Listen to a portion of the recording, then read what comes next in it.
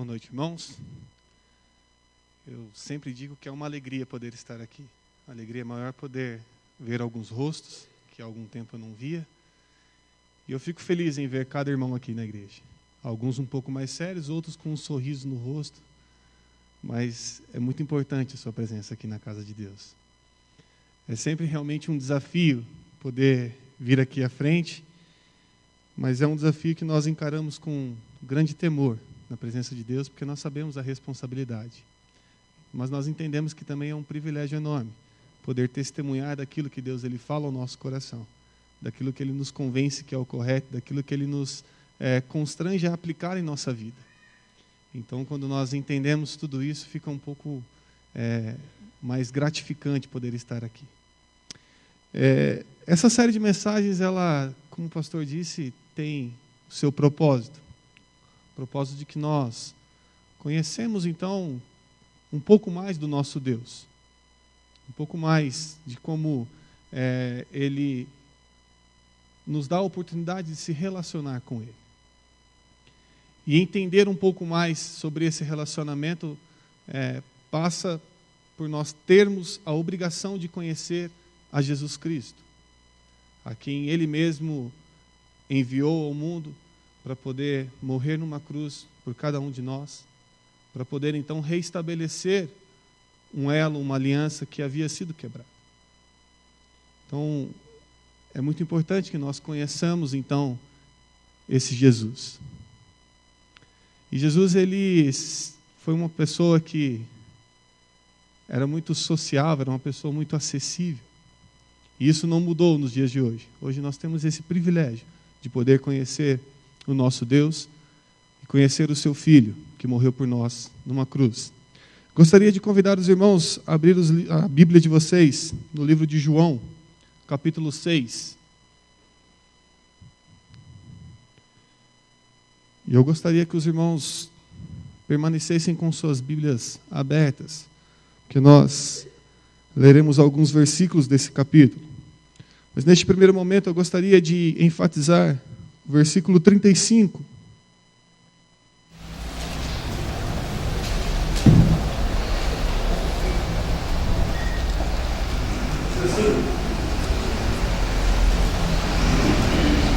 Declarou, pois,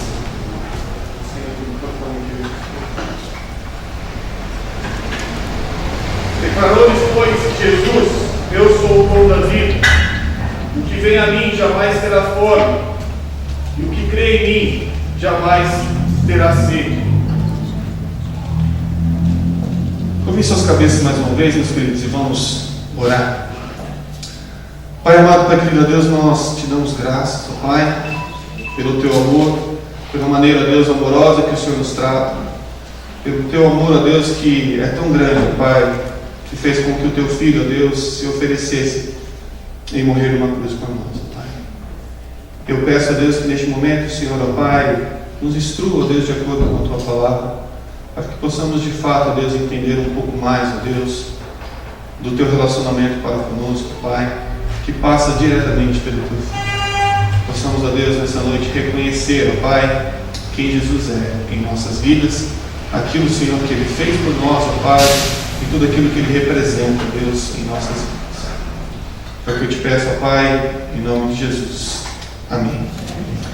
Meus queridos, a declaração de Jesus aqui é uma declaração muito simples. Jesus, ele declara então aqui que Ele é o pão da vida. E é fácil entender essa declaração. Jesus, ele se declara ser o pão da vida, usando essa figura de linguagem para que entendamos que o pão, ele é um elemento essencial para que possamos sobreviver. E Jesus, ele então usa essa figura de linguagem para poder dizer que ele é o elemento essencial para que nós tenhamos a nossa vida espiritual. Então essa declaração de Jesus é uma declaração um tanto simples. E dito isso, então, nós poderíamos encerrar a mensagem aqui. Mas aí o pastor não ficaria feliz. Iria puxar minha orelha depois. Meus queridos, A construção dessa frase é uma construção um tanto interessante, que às vezes passa batida aos nossos olhos. A construção da frase "Eu sou o pão da vida" é uma construção interessante a ser analisada na língua original ao qual o texto foi escrito. Na língua grega, não é comum se usar o pronome pessoal. Uma vez que você declina o verbo no seu tempo verbal, fica subentendido a qual pessoa você está se referindo. Então, todas as vezes em que na língua original se usa o pronome pessoal, é porque a ideia do texto é dar ênfase na pessoa. Isso não é muito diferente na nossa língua. Muitas vezes quando nós queremos dar ênfase na pessoa que pratica a ação ou na pessoa que recebe determinada qualidade, nós damos ênfase no pronome pessoal. Principalmente quando nós queremos ressaltar nossas qualidades e dizer que nós somos o povo de Deus. Nós somos a geração eleita. Isso é muito comum.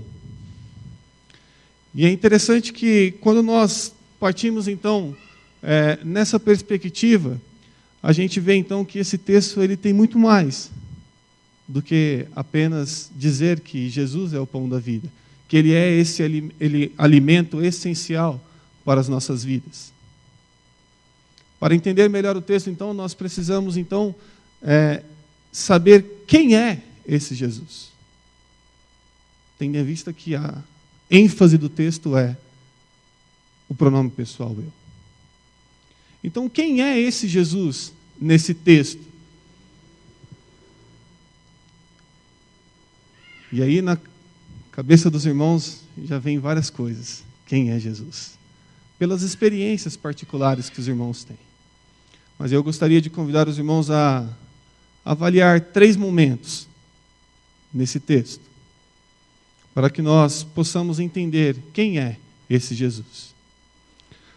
O primeiro momento que eu gostaria de tratar com os irmãos está dos versículos 22 ao versículo 27.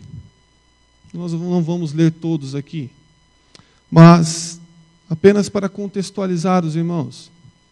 Jesus, ele acaba de operar uma série de milagres.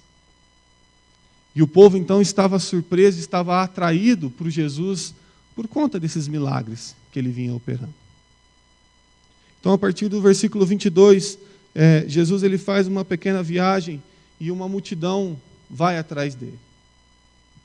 E aí no versículo 22 até o versículo 27, é o momento que nos mostra então a procura do povo por Jesus pelas motivações erradas.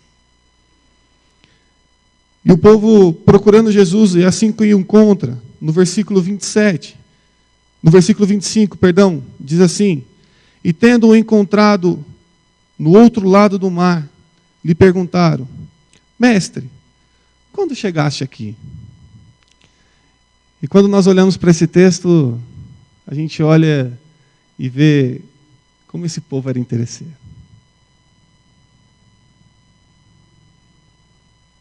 Imaginem que o povo ele foi atrás de Jesus. Eles sabiam onde Jesus estaria.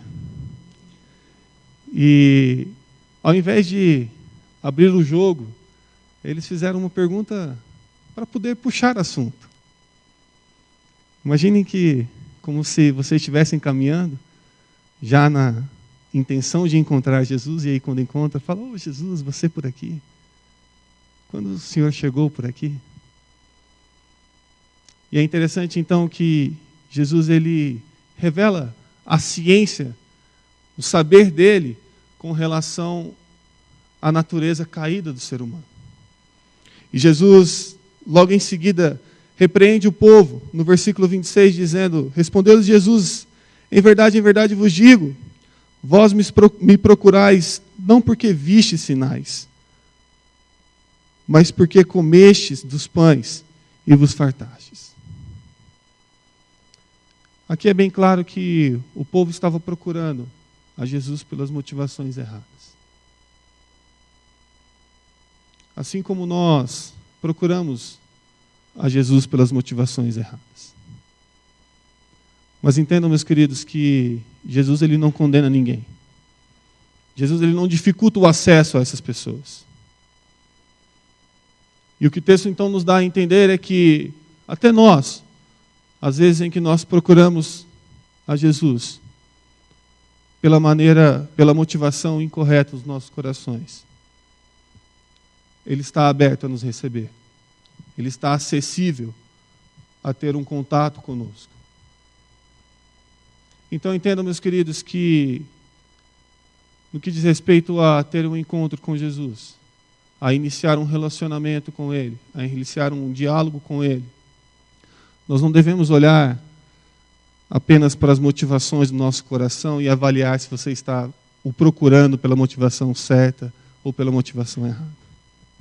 Procure a Jesus em todos os momentos da sua vida. E com certeza, se você o procurar pela maneira errada, Ele vai te repreender e Ele vai mudar o teu coração. Mas não deixe de procurar a Jesus. Não deixe de buscar aquele que realmente pode mudar as nossas vidas. E é interessante que, após o povo procurar a Jesus, encontrar Jesus, Jesus se mostrar receptivo. E dizer então para o povo que o povo estava com a motivação errada. Jesus, ele instrui o povo. O versículo 27 vai dizer assim: trabalhai não pela comida que perece, mas pelo que subsiste para a vida eterna, a qual do Filho do Homem vos dará, porque Deus, o Pai, o confirmou com o seu selo. Entendam, meus queridos, que quando nós procuramos a Jesus, mesmo que com as motivações erradas, Jesus ele molda o nosso coração, Ele molda o nosso caráter e nos instrui com relação ao que de fato nós devemos procurar. O que de fato deve ser então a motivação que nos faz a chegar até Ele.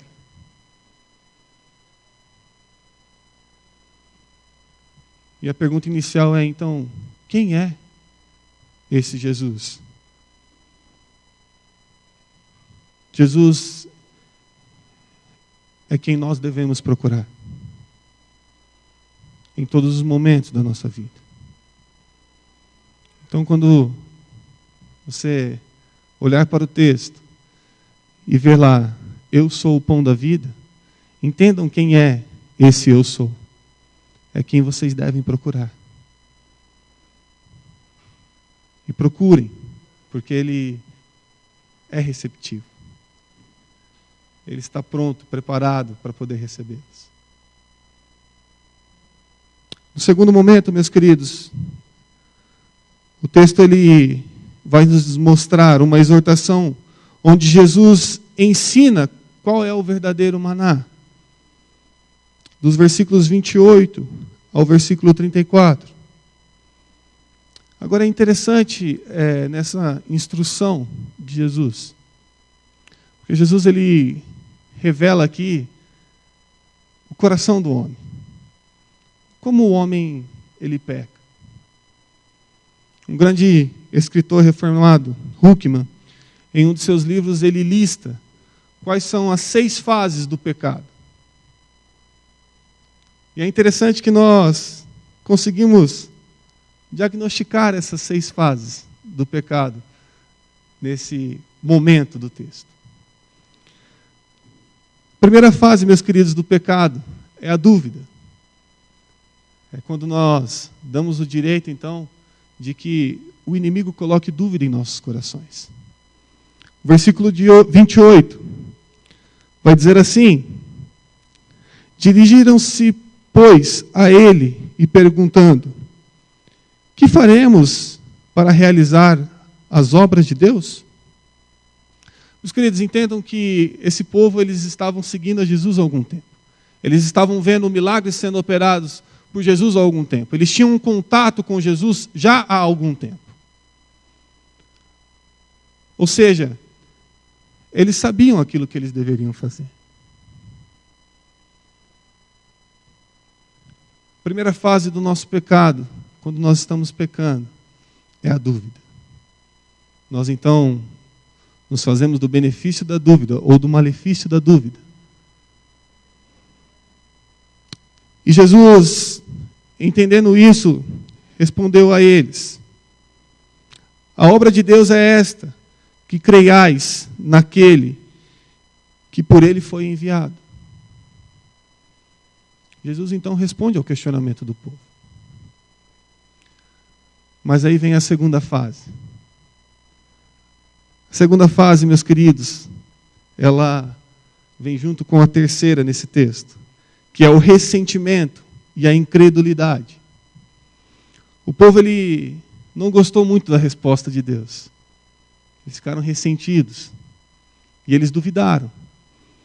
E o versículo 30, então, eles diz assim: então lhe disseram eles: que sinal fazes para que vejamos e creiamos em ti? Quais são os teus feitos? E eu acredito que se nós fôssemos discípulos de Jesus ali naquele momento, nós iríamos ficar revoltados. O povo acabou de ver uma sucessão de milagres operados por Jesus. Esse povo acabou de ser alimentado por Jesus com pães e peixes.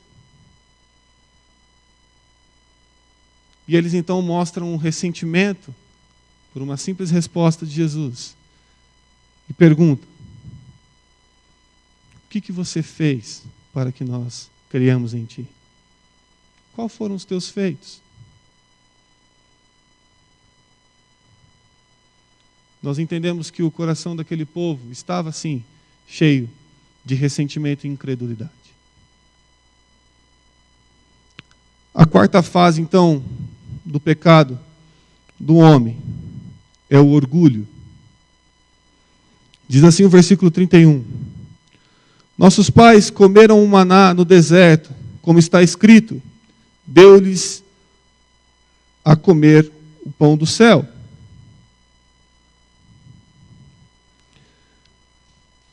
O povo é muito orgulhoso. Nós somos muito orgulhosos. Nós nos orgulhamos de coisas que nós nem conhecemos. E o povo aqui, ele faz isso. O povo está se orgulhando de algo que eles nem conhecem. Coisas que apenas eles escutaram histórias. E Jesus, no versículo 32, responde a eles: em verdade vos digo, não foi Moisés quem vos deu o pão do céu. O verdadeiro pão do céu é meu Pai quem vos dá. Porque o pão de Deus é o que desce do céu e dá vida ao mundo. Meus queridos, nós nos orgulhamos de coisas que nós nem sabemos de onde veio.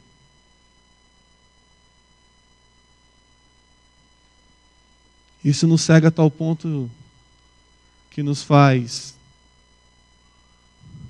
pecar, que nos atrapalha o relacionamento com o nosso Deus.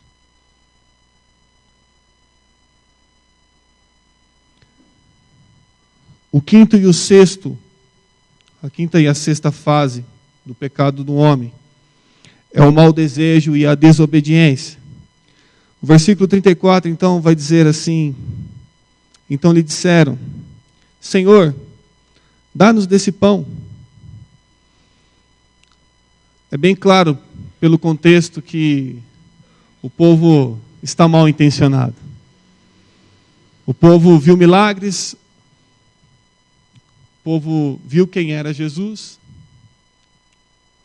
recusou em reconhecer quem ele era. E então pede a Deus: Senhor, dá-nos sempre desse pão. Mas que pão? Se até agora eles ainda não haviam entendido de que pão Jesus falava.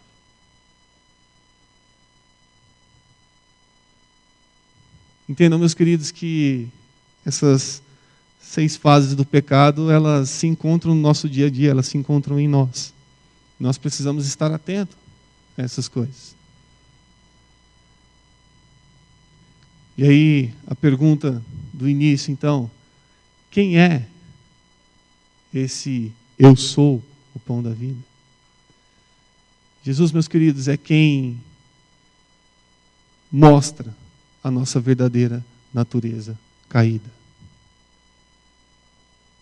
Entendo que a partir do momento em que nós procuramos a Jesus, que nós iniciamos então um relacionamento com Ele, que Ele muda alguns dos nossos pressupostos, que Ele muda então o modo como nós vemos, como nós enxergamos, como nós analisamos as coisas em nossas vidas. Ele então nos mostra a nossa verdadeira natureza caída. Ele revela então no nosso coração aquilo que é errado. Ele nos revela a inclinação que nós temos em cometer erros. E no terceiro momento, meus queridos, do versículo 35 a 40, nos mostra que Jesus, ele é o pão da vida. E nesse momento, Jesus, ele explica a sua missão. Ele explica aquilo que ele veio fazer. Só que ele não explica de uma maneira simplória. Ele explica de uma maneira profunda. Jesus, ele explica o antes, o durante e o depois da sua vinda. Versículo 35, Jesus, ele disse quem ele é. Declarou-lhes, pois, Jesus: eu sou o pão da vida, o que vem a mim jamais terá fome, e o que crê em mim jamais terá sede. Jesus, então, expressa quem ele é. Ele é aquele que é essencial para que nós tenhamos vida.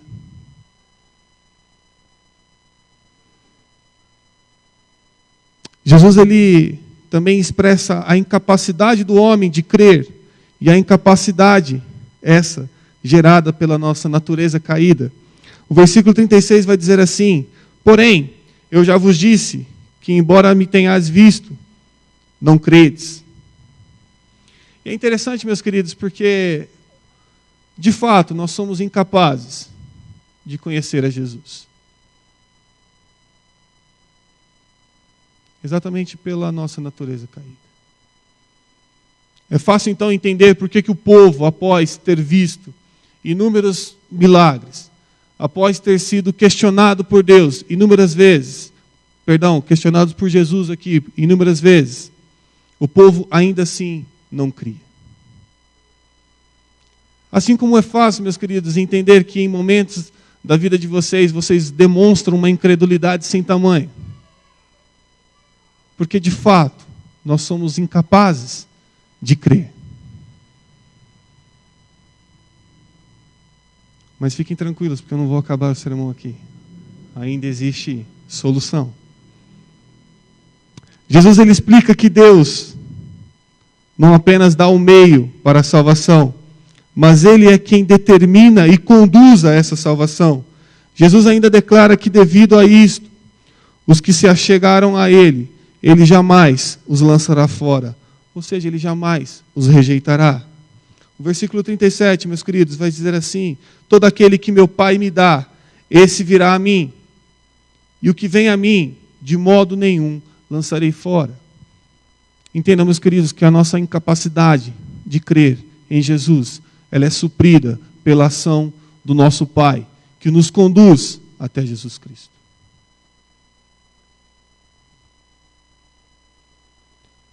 E aí ficou um pouco mais fácil para nós. Porque Deus, ele dá o meio para que nós nos salvemos e também nos conduz a esse meio de salvação. E mais do que isso, nos dá a certeza de que quando nós nos achegarmos até esse meio, de maneira nenhuma, ou de modo algum, nós seremos lançados fora. Ou nós então nos desviaremos disso. Jesus, ele explica a vontade do seu Pai para a nossa vida e declara a sua disposição em obedecer ao seu Pai. O versículo 38 diz assim: porque eu desci do céu, não para fazer a minha própria vontade, e sim a vontade daquele que me enviou. Jesus, ele expressa que a sua obediência em obedecer à vontade de seu Pai. Mais do que o nosso Salvador, Jesus, ele é um exemplo para nossas vidas. E aí, o versículo 40, Jesus, ele reafirma que ele veio para poder cumprir a vontade de seu Pai. Versículo 40, meus queridos, de fato, a vontade do meu Pai é que todo homem que vir ao Filho, de fato, a vontade de meu Pai é que todo homem que vir o Filho e nele crer tenha vida eterna, e eu o ressuscitarei no último dia. Jesus aqui, ele não apenas revela a vontade de seu Pai para com nossas vidas, mas ele então dá a esperança do porvir. Ele então nos revela aquilo que acontecerá com nossas vidas. O momento então em que ele cumprirá a sua obra redentora na vida de cada um aqui. Meu querido, esse texto ele é muito mais do que a apresentação de um alimento que é essencial para nossas vidas. Esse texto ele é um verdadeiro banquete teológico. Banquete esse que nós precisamos nos apropriar e colocar em prática em nossas vidas. Nós vemos que Jesus é o nosso Salvador. Ele é quem deu a sua vida por nós, quem cuida de nós, nos alimentando e nos sustendo, tanto fisicamente e principalmente espiritualmente. Vemos também que Ele é o nosso intercessor. É Ele que nos faz achegar ao Pai e ter comunhão com o nosso Deus. Meu desejo, meus queridos, é que nós coloquemos Jesus no lugar que é dele em nossas vidas. Nós precisamos de fato reconhecer quem Jesus ele é.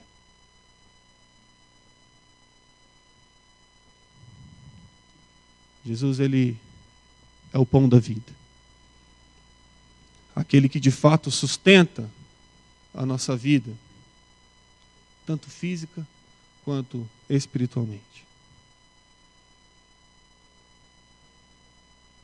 Esse é o nosso Jesus, quem nós devemos procurar, quem revela a nossa natureza caída. Também é aquele que nos salva, o nosso Salvador. Nós precisamos reconhecer isso, meus queridos, e nós precisamos aproveitar da comunhão que Jesus ele estabeleceu entre nós e nosso Pai. Hoje é a noite em que nós iremos ceiar. Que possamos de fato avaliar as nossas vidas. Relembrar o grande amor que Deus ele tem por nós. E avaliar se até aqui nós temos vivido de maneira digna. E posteriormente que nós possamos nos reconciliar com Deus naquilo que nós temos falhado. Essa é a oportunidade de vocês se achegarem a Deus, para que Ele possa mostrar aquilo que precisa ser corrigido na vida de vocês, para que de fato nós possamos gozar da salvação plena. Não apenas naquilo que está por vir, mas aquilo que Ele nos oferece agora, nesse momento, como corpo de Cristo. Que Deus abençoe, meus queridos.